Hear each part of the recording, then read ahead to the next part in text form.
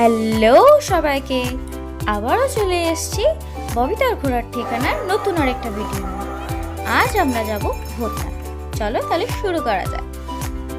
আমরা আড়িটলার লঞ্চ পেরিয়ে ভূতনাথের উদ্দেশ্যে রওনা হচ্ছি।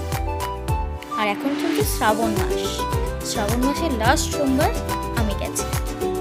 দেখো কত ধরনের দোকান বসছে, কত মানুষ বাঁক নিয়ে যাচ্ছে, প্রচুর লোকের সমাগম। আর এই ভূতনাথের পাশেই রয়েছে গঙ্গাঘাট। এখনো এই রাতের বেলাতেও অনেকেই গঙ্গা থেকে জল তুলে নিয়ে বাবার মাথায় জল অর্পণ করছে। চাইলে আপনারাও করতে পারেন। কিন্তু হ্যাঁ, এই ভূতনাথে কিন্তু একবার হলেও এসে ঘুরে যাবেন, দেখবেন সত্যিই খুব ভালো লাগবে। কিন্তু এই শ্রাবণ মাস থাকার জন্য বাবার একদম কাছে যাওয়া যাচ্ছে না, অনেকটা দূর থেকেই চোঙের মাধ্যমে জল ঢালা হচ্ছে।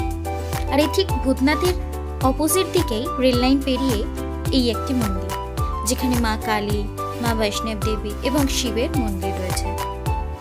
আমরা এখানে ঠাকুরদেরকে দর্শন করে এবার যাবো মোটা বাবার দর্শন করতে। এই রাস্তা ধরে সোজা এগিয়ে গেলেই আমরা মোটা বাবার মন্দির দেখতে পাবো।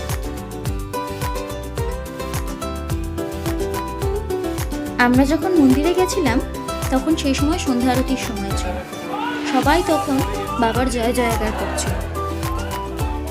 বাবাকে প্রতিদিনই খুব সুন্দর ফুলের সাথে সাজানো হয় এই সন্ধ্যা আরতির সময়।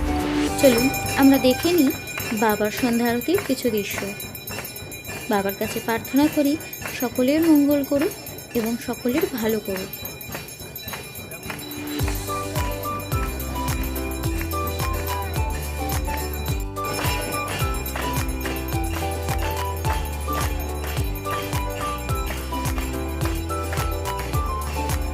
এই আরতি দেখেই আমরা প্রদীপের তাপ নিয়ে এবার কিছুটা দূরে এগিয়ে যাব অন্য আরেকটা মন্দির। চলুন তাহলে সেই মন্দিরটাও ঘুরে আসা যায়। কথিত আছে এই মন্দিরে পুজো দেওয়ার পর বা বাবাকে দর্শন করার পর এই গাছের গুড়ির নিচে একটু বসে যেতে হয়। এই দেখুন, আমরা কথা বলতে বলতে আরেকটা মন্দিরে চলে এলাম। এটা একটি মা কালী মন্দির। এবারে আমরা একটি বিষ্ণু মন্দিরের কাছে চলে যাব। চলুন আমরা দেখি নিই বিষ্ণু মন্দিরের ভিতরে মূর্তিগুলো এবং ঠাকুরদেরকে কিভাবে পুজো দেওয়া হচ্ছে। আপনারাও দর্শন করে নিন। সবাই আপনার মঙ্গল করুক, ভালো হোক। আজকের মতো টাটা। থ্যাংক ইউ এতটা ভিডিও দেখার জন্য। আবার আসবো নেক্সট ভিডিওতে।